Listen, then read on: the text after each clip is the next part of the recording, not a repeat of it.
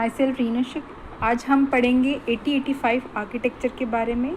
Unit 2 है हमारी। Unit 1 हम कंप्लीट कर चुके हैं अर्लियर ई लेक्चर्स में।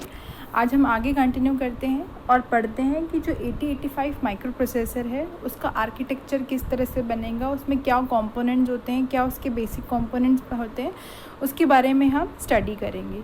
तो अर्लियर लेक्चर्स में अपन ने पढ़ा कि माइक्रो प्रोसेसर का कंसेप्ट क्या होता है हमारा माइक्रो प्रोसेसर किस चीज़ से बनता है और माइक्रो कंप्यूटर क्या होता है, उन दोनों के बीच में डिफरेंस क्या होता है, ये अपन ने अर्लियर ई लेक्चर्स में पढ़ लिया है। तो आप पहले वाले ई लेक्चर देख सकते हैं जिसमें अपन ने माइक्रो प्रोसेसर और माइक्रो कंप्यूटर के बीच में डिफरेंस भी क्लियर किया गया है। आगे बढ़ते हैं और पढ़ते हैं 8085 आर्किटेक्चर के बारे में। उसको पढ़ने से पहले हम जान लें कि 8085 माइक्रो प्रोसेसर है क्या चीज़। ठीक है, तो प्रोसेसर क्या होता है? एक ब्रेन, तो ब्रेन ऑफ अ कंप्यूटर। तो अपन ने ये पढ़ रखा है। तो माइक्रो प्रोसेसर में जो सबसे पहला इंटेल ने डेवलप किया 1977 में यूजिंग एनमोस टेक्नोलॉजी, वो कौन सा माइक्रो प्रोसेसर था? 8085 माइक्रो प्रोसेसर था। ठीक है, अब इस माइक्रो प्रोसेसर में 8 बिट की डेटा बस होती है। डेटा बस का मतलब एक साथ वो 8 बिट का डेटा प्रोसेस कर सकता है। उसके बाद इसके अंदर 16 बिट की एड्रेस बस होती है, मतलब कि हमारा जो एड्रेस बस है उसमें जो एड्रेस की साइज़ वो कितनी हो सकती है हमारी? 16 बिट की हो सकती है। 16 बिट का मतलब 2⁻16 एड्रेसेस, ये मेमोरी एड्रेसेस वो रेफरेंस कर सकता है। तो 2⁻16 हमारा कितना बनता है? 64 KB। इसके अंदर हमारा 16 बिट का प्रोग्राम काउंटर होता है। प्रोग्राम काउंटर क्या करता है? हमारे प्रोग्राम के सीक्वेंस को मेंटेन करके रखता है और वो वाला एड्रेस स्टोर करता है जो नेक्स्ट इंस्ट्रक्शन आपको एग्जीक्यूट करना है, वो वाला एड्रेस आपका स्टोर करता है। कौन करता है? Program counter 16 bit. आगे की जब ई लेक्चर्स में हम पढ़ेंगे, जब डिफरेंट टाइप्स ऑफ रजिस्टर्स पढ़ेंगे, उसमें हम अपन ये पढ़ेंगे कि प्रोग्राम काउंटर दोबारा से क्या चीज़ है, स्टैक पॉइंटर क्या चीज़ है। तो ये आगे की क्लासेस में हम फिर से स्टडी करेंगे। उसके बाद इसके अंदर 16 बिट का स्टैक पॉइंटर होता है। तो स्टैक क्या होता है? हमारा जो लास्ट इन फर्स्ट आउट जो स्ट्रक्चर को फॉलो, डेटा स्ट्रक्चर जिसको फॉलो करता है, वो हमारा स्टैक होता है। तो उसके स्टैक को रेफरेंस करने के लिए हम क्या काम में लेते हैं? स्टैक पॉइंटर काम में लेते हैं। वो कितने बिट का है? हमारे 16 बिट का है, मतलब जो साइज़ है एड्रेस की वो कितनी है? 16 बिट की है। इसके अंदर हमारे 6 8 बिट रजिस्टर्स होते हैं अरेंज्ड इन पेयर्स। अब हमारे जो 8085 माइक्रो प्रोसेसर है उसमें 6 जनरल पर्पस रजिस्टर्स होते हैं, B, C, D, E और HL। इनको हम पेयर्स में काम में, B का पेयर हमेशा C के साथ बनेगा, D का पेयर हमेशा E के साथ बनेगा, H का पेयर हमेशा L के साथ बनेगा। तो ये होते हैं हमारे 6 जनरल पर्पस रजिस्टर्स।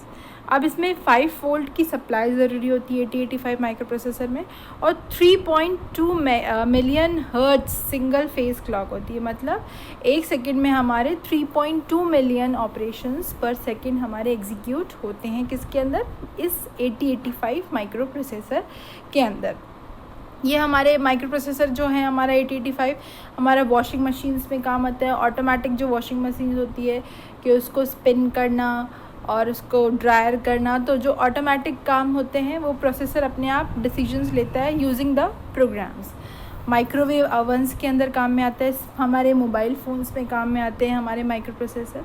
तो ये इसके एग्जांपल्स दे रखे हैं। अब हम आगे चल के पढ़ते हैं कि 8085 माइक्रो प्रोसेसर का ब्लॉक डायग्राम में देखिए आप कई सारे डिफरेंट कंपोनेंट्स बने हुए हैं। सबसे पहले हम अगर हम इसका डिफरेंट कंपोनेंट्स को स्टडी करें, सबसे पहले आप राइट साइड पे जाइए। राइट साइड पे जो बॉक्स बना हुआ है जिसमें हमारी temporary registers, stack pointer, program counter लिखा हुआ है, तो इस बॉक्स के बारे में सबसे पहले हम स्टडी करना शुरू करें। तो ये जो बॉक्स है ये बता रहा है हमें रजिस्टर्स के बारे में, 8085 रजिस्टर्स के बारे में हमें बता रहा है। तो जो ये B, C, D, E, H, L, तो रजिस्टर्स एक्चुअली होते क्या हैं? टेम्परेरी स्टोरेज के काम में आते हैं 8085 माइक्रो प्रोसेसर के अंदर। अब 8085 माइक्रो प्रोसेसर में 6 जनरल पर्पस रजिस्टर्स होते हैं। कौन कौन से? B, C, D, E, H और L, और हर की साइज़ कितनी होती है? 8 बिट की होती है। ठीक है, ये डेटा को स्टोर करने के काम में आते हैं। जैसे C लैंग्वेज के अंदर हमारे वेरिएबल्स डेटा को स्टोर करते हैं, इंट A B C अपन करते हैं, ऐसे ही हमारी जो असेंबली लैंग्वेज प्रोग्रामिंग होती है किसके अंदर? 8085 माइक्रो प्रोसेसर में, उसमें ये हमारे रजिस्टर्स काम में आते हैं डेटा को स्टोर करने के लिए। उसके बाद आप देखिए स्टैक पॉइंटर है, उसकी साइज़ कितनी दे रखी है 16 बिट, जो स्टैक मेमोरी को रेफरेंस करने के काम में आएंगे। प्रोग्राम काउंटर है, वो कौन सा एड्रेस स्टोर करके रखेगा, जो हमें नेक्स्ट इंस्ट्रक्शन एग्जीक्यूट करना है वो हमारा स्टोर करके रखेगा प्रोग्राम काउंटर। तो हम यहीं से अपनी बात शुरू करते हैं। प्रोग्राम काउंटर में सपोज़ एक एड्रेस डला हुआ है, इसका मतलब हमें जो नेक्स्ट इंस्ट्रक्शन एग्जीक्यूट करना है वो प्रोग्राम काउंटर में डला हुआ है। प्रोग्राम काउंटर से जो इंस्ट्रक्शन है सीधा नीचे देखिए आप, एड्रेस बफर और डेटा एड्रेस बफर, 2 बफर्स दे रखे हैं। बफर्स मतलब टेम्प्रेरी स्टोरेज के लिए। तो प्रोग्राम काउंटर से सीधा डेटा कहाँ आएगा, इन बफर्स में आएगा। अब जो हमारी 16 बिट की एड्रेस बस है उसको 2 पार्ट्स में डिवाइड किया गया है, एक तो हायर ऑर्डर में, एक लोअर ऑर्डर में। हायर ऑर्डर कौन सी है, A8 से लेके A15 की। लोअर ऑर्डर कौन सी है, AD0 से लेके AD7 तक। अब यहाँ पे हमने एड्रेस और डेटा बस दोनों को मल्टीप्लेक्स किया हुआ है। मल्टीप्लेक्स का मतलब दोनों को मिलाया हुआ है, और ज़रूरत पड़ने पर हम इनको डीमल्टीप्लेक्स भी करते हैं। अभी सिर्फ हमें इतना समझना है कि हमारा जो एड्रेस है A0 से लेके A15 वो 2 पार्ट्स में डिवाइड है, A0 से लेके A7 और A8 से लेके A15। अभी हम डेटा बस की बात नहीं कर रहे हैं। तो हमारे पास एड्रेस आ गया। अब एड्रेस आ गया तो सीधा हमें क्या जाना पड़ेगा, मेमोरी के पास जाना पड़ेगा, उस एड्रेस से इंस्ट्रक्शन को उठाना पड़ेगा।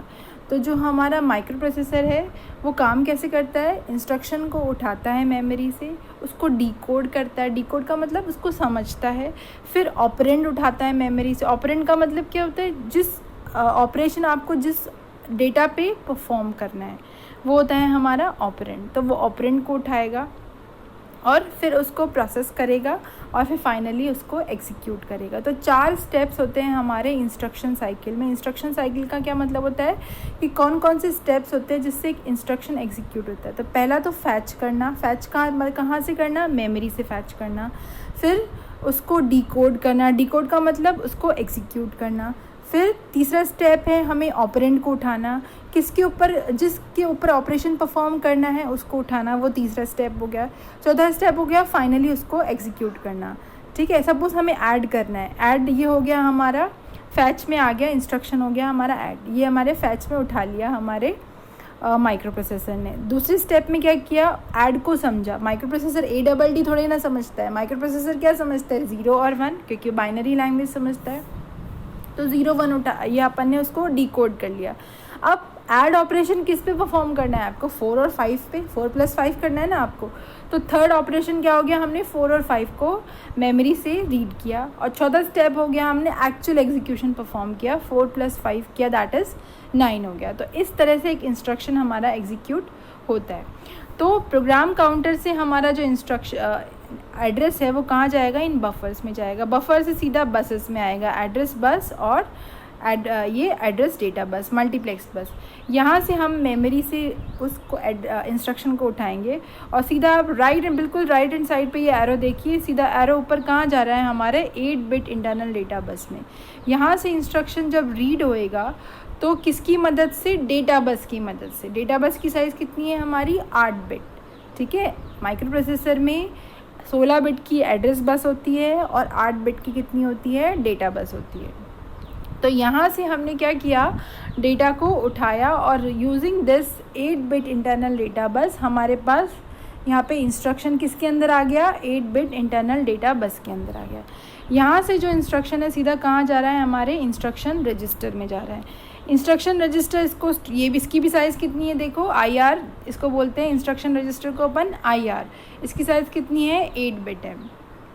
ये डेटा अब कहाँ स्टोर होएगा, थोड़ी देर हमारा जो इंस्ट्रक्शन है वो इंस्ट्रक्शन रजिस्टर में स्टोर होगा। उसके बाद हमारा इंस्ट्रक्शन डिकोडर में क्या होगा, हमारा इंस्ट्रक्शन को डिकोड किया जाएगा कि ऐड करना है, सब्ट्रैक्ट करना है, मल्टीप्लाई करना है, डिवाइड करना है, जंप करना है, क्या ऑपरेशन का लॉजिकल ऑपरेशन करना, कौन सा ऑपरेशन परफॉर्म करना है, वो कौन करेगा, हमारा इंस्ट्रक्शन डिकोडर करेगा।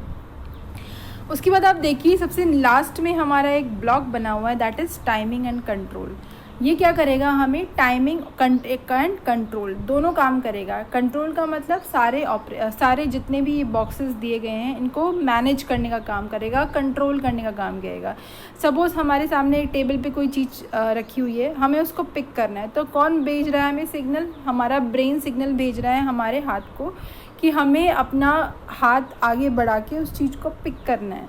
ठीक है, तो उठाने का काम तो कौन कर रहा है, मेरा हाथ, पर कंट्रोलिंग का काम किसने किया? मेरे ब्रेन ने किया। तो वही काम होता है हमारा टाइमिंग एंड कंट्रोल यूनिट का। कंट्रोलिंग यूनिट का मतलब सारे ऑपरेशंस को, सारे बॉक्सेस को कंट्रोल करता है। टाइमिंग का क्या मतलब है? मतलब एक फिक्स्ड क्लॉक पल्सेस प्रोवाइड करती है। मतलब एक फिक्स्ड 1 सेकेंड में हमारे इतने ऑपरेशंस होने चाहिए, दूसरे सेकेंड में हमारे इतने ऑपरेशंस हो जाना चाहिए। तो एक क्लॉक पल्सेस प्रोवाइड करती है, क्लॉक प्रोवाइड करती है। विदाउट क्लॉक अगर टाइमिंग नहीं होगी तो हमको कैसे पता चलेगा 1 सेकेंड में कितने ऑपरेशंस परफॉर्म करने हैं इस हमारे 8085 माइक्रो प्रोसेसर को। ठीक है, तो ये इसमें देखिए आप काफ़ी सारे सिग्नल्स दे रखे हैं हमारे DMA signal, reset signal, status signal, control signal, काफ़ी सारे सिग्नल्स दे रखे हैं। वो हम आगे थोड़ा डिस्कस करेंगे। अभी हमें सिर्फ इस ब्लॉक का मतलब समझना है कि ये ब्लॉक कर क्या रहा है। ये हमें टाइमिंग प्रोवाइड कर रहा है। टाइमिंग कैसे प्रोवाइड कर रहा है? क्लॉक पल्सेस के थ्रू। देखिए आप सिग्नल दे रखा है CL की आउट, तो ये क्लॉक पल्स प्रोवाइड कर रहा है। और कंट्रोलिंग सिग्नल्स प्रोवाइड कर रहा है। कंट्रोलिंग सिग्नल्स ये दे रखे हैं हमारे रीड, राइट, ALE, ये हम आगे डिस्कस करेंगे। उसके बाद आप देखिए अरिथमेटिक और लॉजिकल यूनिट आपको दिख रही है। इसकी भी साइज़ कितनी है? 8 बिट, क्योंकि 8 बिट डेटा को प्रोसेस करती है। तो अरिथमेटिक लॉजिकल यूनिट जो एक्चुअल काम है माइक्रो प्रोसेसर का प्रोसेस करने का काम, वो ये बॉक्स करता है। अरिथमेटिक ऑपरेशंस परफॉर्म करेगा और लॉजिकल, अरिथमेटिक ऐड, सब्ट्रैक्ट, ये हो गए हमारे अरिथमेटिक ऑपरेशंस। लॉजिकल ऑपरेशंस क्या हो गए? हमारे ग्रेटर देन, लेस देन। तो इस तरह के ऑपरेशंस सारे ऑपरेशन कौन परफॉर्म कर रहा है? ये हमारी अरिथमेटिक और लॉजिकल यूनिट। तो जो मेन एक्चुअल काम है माइक्रो प्रोसेसर का, वो इस यूनिट का काम है। बाकी सब इसके सपोर्टिंग स्टाफ है। ठीक है, अब ये देखिए आप फ्लैग फ्लिप फ्लॉप्स दे रखे हैं। इसकी साइज़ कितनी दे रखी है? 5 बिट। ये थोड़ा क्लियर नहीं है आपको, बाकी मैं आपको ओरली बता रही हूँ। ये 5 लिखा हुआ है यहाँ पे, दैट इज़ इसकी साइज़ कितनी है? 5। मतलब हमारे कितने फ्लैग्स है? 5 फ्लैग्स है हमारे 8085 माइक्रो प्रोसेसर के अंदर। अब फ्लैग्स क्या करते हैं? डेटा की कंडीशंस बताते हैं, डेटा की चेक करके बताते हैं। जो हमारा रिज़ल्ट आता है ALU के बाद, तो उसमें उसकी कंडीशंस बताएंगे। जो रिज़ल्ट निकल के आया है वो 0 है या नॉन ज़ीरो है, हमारा पॉजिटिव है, नेगेटिव है। हम आगे पढ़ेंगे कितने टाइप्स के फ्लैग्स होते हैं। तो डेटा की कंडीशंस के बारे में बताएगा। जो रिज़ल्ट निकल के आएगा ALU के बाद, वो हमारा कौन बताएगा? हमारे फ्लैग्स बताएंगे। उसके बाद आप देखिए टेम्परेरी रजिस्टर है। टेम्परेरी से जिसकी साइज़ कितनी दे रखी है? 8 बिट। हर रजिस्टर की साइज़ जो डेटा स्टोर करेगा उसकी साइज़ क्या होनी चाहिए? 8 बिट होनी चाहिए, क्योंकि हमारी जो 8085 माइक्रो प्रोसेसर है उसमें डेटा बस की साइज़ कितनी है? हमारी 8 बिट है। ठीक है, तो टेम्परेरी रजिस्टर टेम्परेरी डेटा को स्टोर करने के काम में आ रहा है। उसकी साइज़ कितनी दे रखी है? 8 बिट दे रखी है। उसके बाद आप देखिए अक्यूमुलेटर रजिस्टर है। अक्यूमुलेटर रजिस्टर है, उसकी साइज़ कितनी है? हमारी 8 बिट है। अब अक्यूमुलेटर रजिस्टर क्या करता है?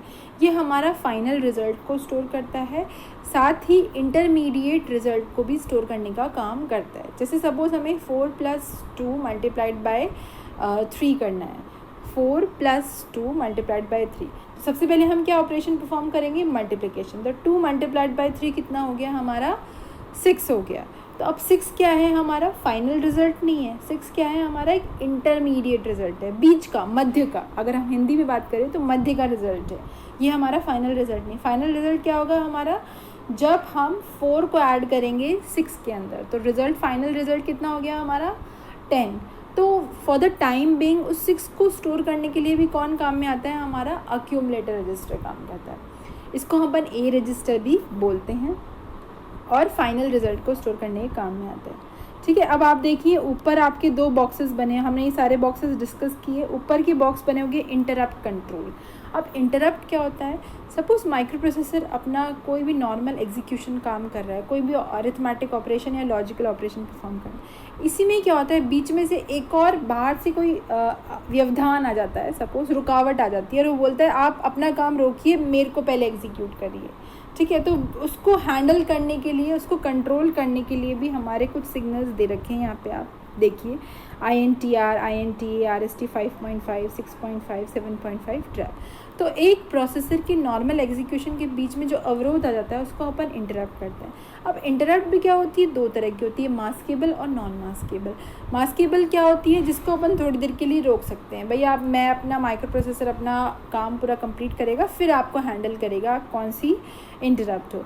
नॉन मास्केबल में क्या होगा कि माइक्रो प्रोसेसर को अपना जो नॉर्मल एग्जीक्यूशन है उसको बीच में रोकना पड़ेगा और उसको हैंडल करना पड़ेगा। वो इतनी ज़रूरी होती है कि अपना जो काम चल रहा है उसको रोकना ही पड़ेगा और पहले उस इंटरप्ट को हैंडल करना पड़ेगा। तो वो होती है हमारी इंटरप्ट, नॉन मास्केबल इंटरप्ट, ठीक है, जिसको अपन मास्क नहीं कर सकते, मास्क का मतलब रोक नहीं सकते। तो ये भी कुछ, इसमें भी काफ़ी सारे देखिए आप सिग्नल्स है, वो आगे अपन आगे पढ़ेंगे क्या काम में आते हैं। हर ब्लॉक की डिटेल स्टडी है आगे की लेक्चर्स के अंदर। उसके बाद ये ब्लॉक्स देखिए, सीरियल इनपुट आउटपुट कंट्रोल, मतलब सीरियल कम्युनिकेशन क्या होता है, 1 by 1, जो उसको बोलते हैं अपन सीरियल कम्युनिकेशन, ठीक है। और पैरेलल कम्युनिकेशन में क्या होता है, ऑल एट अ टाइम, ठीक है। तो सीरियल कम्युनिकेशन में ये 2 सिग्नल काम में आते हैं हमारे, SID और SOD, ठीक है। तो ये कंप्लीट ब्लॉक डायग्राम है जो आपके BTR एग्जाम में आता है कि draw the block diagram, functional block diagram of 8085 micro processor. तो ये इस तरह से कनेक्शंस है कि पहले प्रोग्राम काउंटर से जाता है मेमोरी के पास, मेमोरी से डेटा आता है यूजिंग दीज बफर्स, वापस किसके पास आता है, 8-बिट इंटरनल डेटा बस के पास। इंटरनल डेटा बस उसको IR में ट्रांसफ़र करती है और उसके बाद क्या होता है हमारा, उसको डिकोड करती है। डिकोड करने के बाद उसको वापस ALU को दे दिया जाता है। ALU उसमें जो भी कैलकुलेशन परफॉर्म करनी है वो कैलकुलेशन परफॉर्म करेगा, ठीक है। उसके बाद क्या करेगा, उसको वापस 8-बिट इंटरनल डेटा बस को अपना रिज़ल्ट वापस ट्रांसफ़र कर देगा। अब ALU को काम में बीच बीच में क्या चीज़ आती है, टेम्परेरी रजिस्टर, अक्यूमुलेटर रजिस्टर, तो ये सब चीज़ें ALU को बीच बीच में हमारे काम में आएंगे। Execution, timing and control unit, सारी जितने भी ब्लॉक्स है सब में देखो सारे एरो, यहाँ से एरोज निकल के सारे ब्लॉक्स में जा रहे हैं, उनको मैनेज करने का, कंट्रोल करने का काम कर रही है और टाइमिंग प्रोवाइड करने का काम कर रही है। और अगर हमारी सपोज़ कोई इंटरप्ट आती है तो 8-बिट इंटरनल डेटा बस को बीच में इसके साथ कम्युनिकेशन शो कर रखा है। सीरियल इनपुट आउटपुट कंट्रोल का भी कम्युनिकेशन किसके साथ कर रखा है, 8-बिट डेटा बस के साथ। कि माइक्रो प्रोसेसर जब हमारे अगर इंटरप्ट आएगी तो किसके थ्रू आएगी, हमारी डेटा बस के थ्रू आएगी।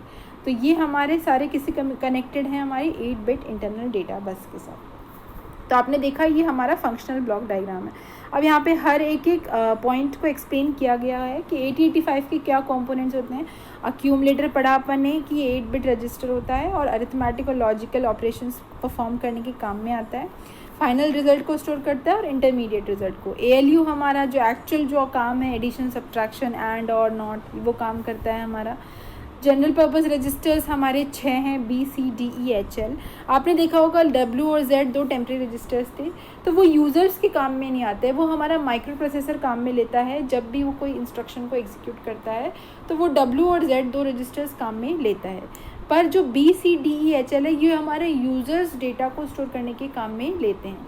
जब हम 8085 माइक्रो प्रोसेसर की असेंबली लैंग्वेज प्रोग्रामिंग करेंगे तो उस वक्त ये सारे रजिस्टर्स हमारे काम में आते हैं। हर रजिस्टर की साइज़ 8-बिट होती है और उसको पेयरिंग, अगर आपको 16-बिट का डेटा चाहिए तो आप इनको पेयरिंग में काम में ले सकते हो। पेयरिंग का एक रूल है, B की C के साथ पेयरिंग होगी, D की E के साथ, H की L के साथ। प्रोग्राम काउंटर का हमने पढ़ा नेक्स्ट की, ये हमारा नेक्स्ट इंस्ट्रक्शन जो एग्जीक्यूट करना है उसकी मेमोरी लोकेशन को स्टोर करके रखता है। तो एक तरह से सीक्वेंस को मेंटेन करके रखता है किसी भी प्रोग्राम के अंदर, ठीक है। तो sequence of instructions is basically program. तो हर इंस्ट्रक्शन के एक फर्स्ट इंस्ट्रक्शन हो गया, नेक्स्ट इंस्ट्रक्शन, थर्ड इंस्ट्रक्शन, तो वो किसके थ्रू मेंटेन हो रहा है, हमारे प्रोग्राम काउंटर के थ्रू हो रहा है। उसके बाद स्टैक पॉइंटर है। स्टैक पॉइंटर में क्या बताया गया है कि स्टैक को रेफरेंस करने के काम में आ रहा है। स्टैक क्या होता है, हमारा last in first out type का स्ट्रक्चर होता है और इसमें कौन से ऑपरेशंस काम में आते हैं, पुश एंड पॉप ऑपरेशंस काम में आते हैं। ये सारी चीज़ें हम आगे की लेक्चर्स में और डिटेल में पढ़ेंगे कि स्टैक क्या होता है, स्टैक पॉइंटर क्या होता है। यहाँ पे हम सिर्फ ओवरव्यू स्टडी कर रहे हैं ब्लॉक, क्योंकि हमें क्या समझना है, ब्लॉक डायग्राम समझना है। टेम्परेरी रजिस्टर में हमने देखा कि जो टेम्परेरी डेटा को स्टोर करने का काम में आता है। फ्लैग्स अपन ने पढ़े कि 5 फ्लैग्स थे हमारे, हर की साइज़ कितनी है, 1 बिट है। तो sign flag, zero flag, auxiliary carry flag, parity flag, carry flag, तो 5 फ्लैग्स हमने पढ़े। साइन फ्लैग ये हमें बताएगा पॉजिटिव नेगेटिव, ज़ीरो फ्लैग बताएगा हमें ज़ीरो और नॉन ज़ीरो नंबर है। ऑक्सिलरी फ्लैग ये हमें बताएगा कि जो हमारी D3 बिट और D4 में कोई कैरी जनरेट हुई है या नहीं हुई। पैरिटी फ्लैग बताएगा कि नंबर ऑफ़ जो वंस है वो इवन है या फिर ऑड है। कैरी फ्लैग बताएगा हमें कि जो हमारा रिज़ल्ट आया है उसमें कोई कैरी जनरेट हुई है या फिर नहीं हुई है। उसके बाद इंस्ट्रक्शन रजिस्टर जो इंस्ट्रक्शन को स्टोर करके रखेगा।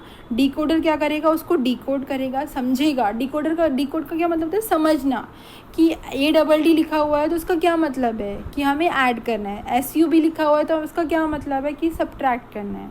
टाइमिंग एंड कंट्रोल यूनिट अपन ने पढ़ा कि टाइमिंग और कंट्रोल सिग्नल प्रोवाइड करने के काम में आएगी। उसमें कौन कौन से सिग्नल्स है? कंट्रोल सिग्नल्स है। सपोज आपको मेमोरी से कोई डेटा रीड करना है तो टाइमिंग एंड कंट्रोल यूनिट कौन सा सिग्नल भेजेगी? RD बार वाला सिग्नल काम में। अगर आपको मेमोरी में राइट करना है तो वो WR सिग्नल काम में लेगी। ठीक है, तो ये सारे सिग्नल्स हैं, रेडी, WR, RD बार, WR बार, ALE, एड्रेस लैच एनेबल। तो ये एड्रेस लैच एनेबल हमारा डी मल्टीप्लेक्सिंग में काम में आता है। जो हमारी एड्रेस और डेटा बस को जो मल्टीप्लेक्स किया गया है तो उनको सेपरेट करने का काम भी आता है हमारा ALE। स्टेटस सिग्नल्स ये हमें बताएगा कि हमारा अभी फैच ऑपरेशन चल रहा है या फिर हमारा डीकोड ऑपरेशन चल रहा है या हम रीड कर रहे हैं मेमोरी एड्रेस, तो ये स्टेटस सिग्नल्स उस वक्त काम में आते हैं। DMA सिग्नल्स क्या होते हैं? Direct memory access.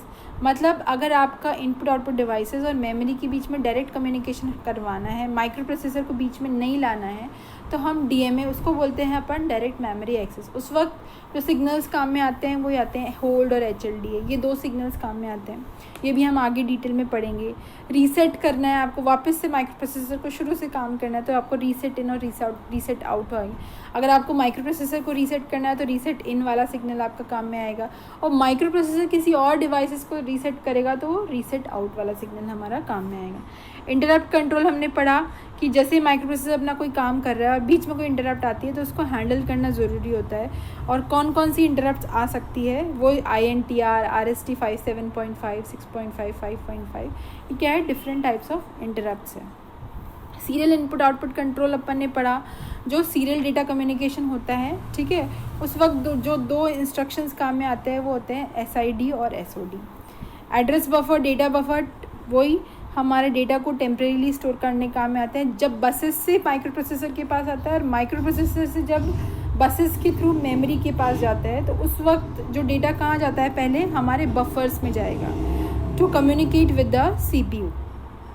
ठीक है, the content stored in the stack pointer and program counter is loaded into the address buffer and address data buffer to communicate with the CPU। The memory and input output chips are connected to these buses.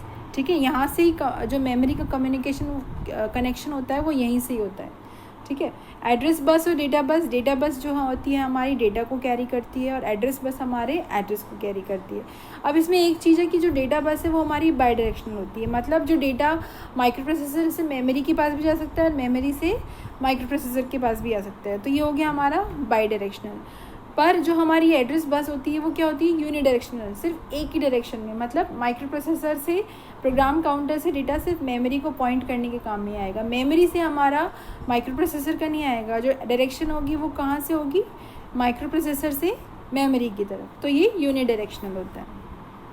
ठीक है, तो अपन ने ये जो block diagram पढ़ा तो इसमें basic units के बारे में अपन ने स्टडी करी है। आगे की जो लेक्चर्स आएंगे उसमें हम स्टैक के बारे में डिटेल में पढ़ेंगे, रजिस्टर्स के बारे में दोबारा से पढ़ेंगे, हम फ्लैग्स के बारे में हम दोबारा से पढ़ेंगे, इंस्ट्रक्शन रजिस्टर्स क्या होता है, डिकोडर्स क्या होता है, टाइमिंग कंट्रोल, हर का एक लेक्चर बनाया जाएगा। यहाँ पे हमने सिर्फ एक थॉरो स्टडी की है कि ब्लॉक डायग्राम में कौन कौन से हमारे कंपोनेंट्स आएंगे। Hope all of you have enjoyed this lecture and coming forward lectures. ठीक है, thank you.